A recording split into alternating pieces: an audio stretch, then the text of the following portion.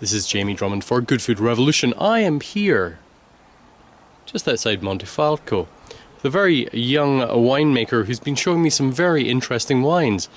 Please tell me a little bit about yourself. What's your name, sir? Giampaolo. Well, first of all, thank you so much when you said young. It was many years that I listened anymore young. So I'm young, but not so much. Look to the air. Well, I am the 5th generation winemaker.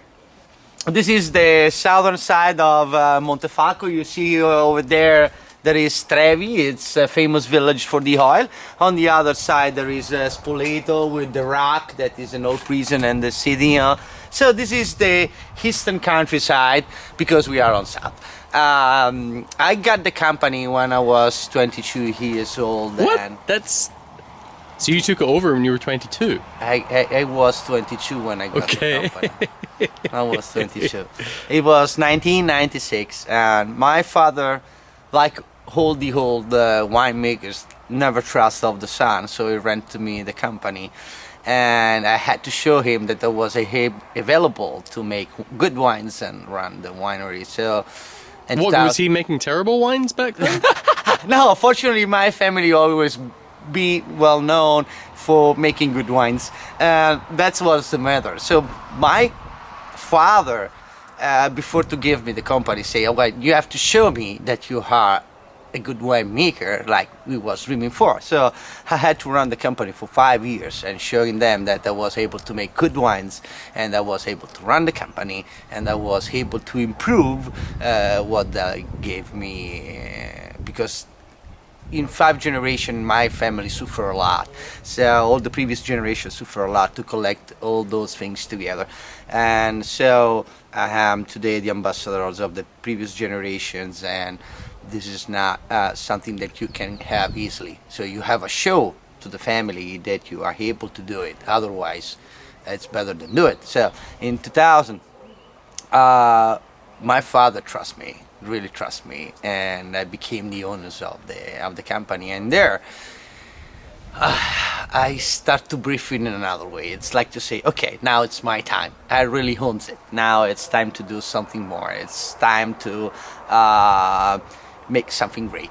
And I start to work with my philosophy that it's not so far away from the ones of my grandfather, but much more careful in all the details, especially because at the time of my grandfather we didn't have tools.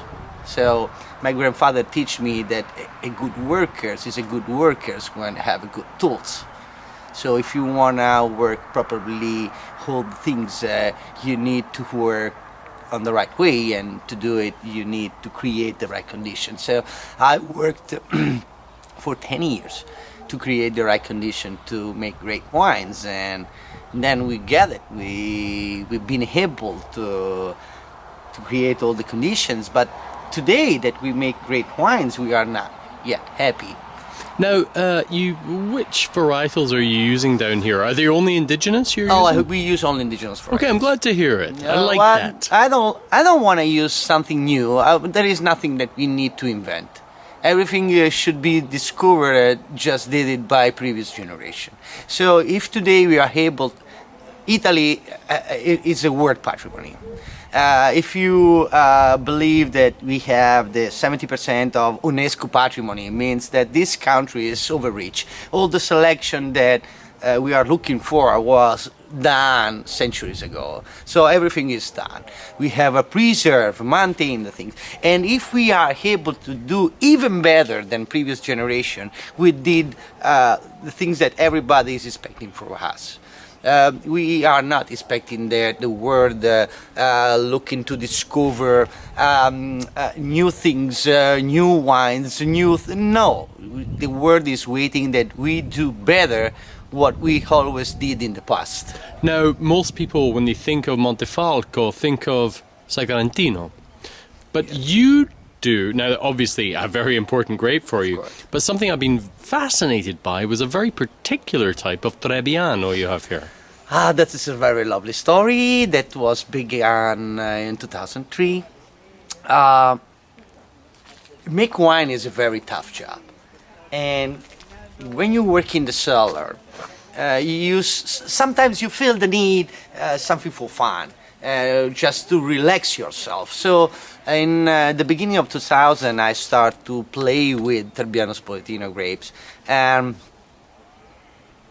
the game was a game till a certain point, because then the wine became famous, popular, and it wasn't a toy anymore, because we used to play with toys, not with serious things. So Trebbiano is a gorgeous grapes, is an amazing variety. Now this isn't Trebbiano Toscana though. We're talking about something different here, right? First of all, we have to say that in Italy there are many Trebbiano. Trebbiano comes from the Latin word Trebanus. Trebanus in Latin is indigenous.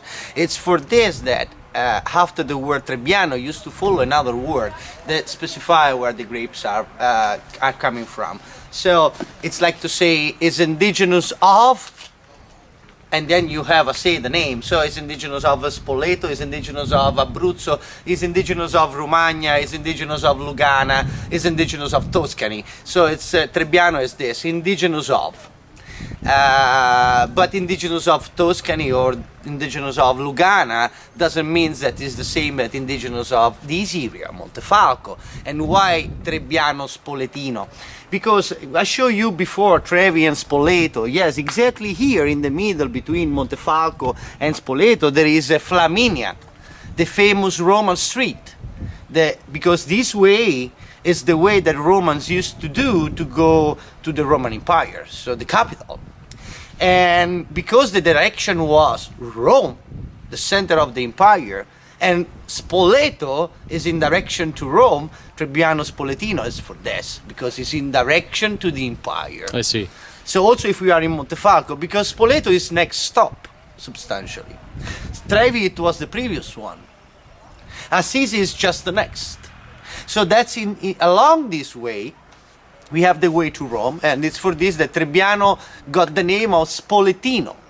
Now, how would you describe this particular biotype of Trebbiano to people who are unfamiliar with it? And how do you have it in the vineyard, and what do you do to it in the winery? Well, first of all, for God, Trebbiano. Trebbiano, probably you know, is Trebbiano Toscano, is Uni Blanc. Right. That is for distillation or bag-in-the-box wine. This is something very low, entry level, better, lower than entry level. Trebbiano Spoletino is something very rich. It's a variety that is very intense. It's salty, it's mineral, but at the same time you have this skin that gives a lot of flavor, and you have a richness that is under the wine, because it's not something. It's like all the great beauty never comes all together in the same time. Whole beauties show themselves slowly, so that's what Trebbiano is. It's a wine that shows himself years after years, because it's an ageable wine. If we want to compare it to something, I want to say that it's something on the middle between a Greco and a Fiano when he's young, and it's much more close by to a Riesling from Alsace when he's old, not sweet like a Riesling from Alsace, but with the same